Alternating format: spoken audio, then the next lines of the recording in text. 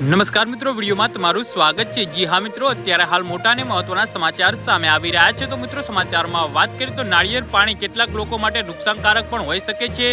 એ વાત જાણો છો કે કેટલાક લોકોને હેલ્થ કન્ડિશન એવી હોય છે કે જેમાં તેમને નાળિયેર પાણી પીવાનું ટાળવું જોઈએ। જાણો નાળિયેર પાણી કયા લોકો માટે ખતરનાક સાબિત થઈ શકે છે। જી હા મિત્રો, અત્યારે હાલ મોટા સમાચાર સામે આવી રહ્યા છે।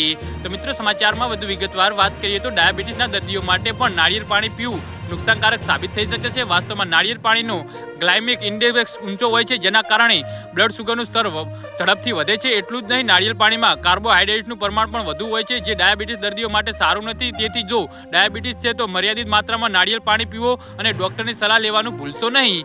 જી હા મિત્રો, અત્યારે હાલ મોટા સમાચાર સામે આવી રહ્યા છે। જે લોકોને હાઈ બ્લડ પ્રેશરની સમસ્યા હોય તેમને નાળિયેર પાણી પીતા પહેલા ડોક્ટરની સલાહ લેવી જોઈએ।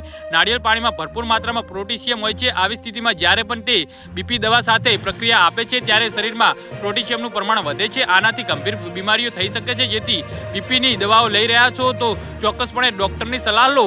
જી હા મિત્રો, તો આના વિશે તમારું શું કહેવું છે તો નીચે મારી કમેન્ટ બોક્સમાં જરૂરથી જણાવજો અને મારી યુટ્યુબ ચેનલને સબસ્ક્રાઇબ કરવાની ભૂલતા નહીં। વિડીયો પૂરો જોવા બદલ તમારો ખૂબ ખૂબ આભાર।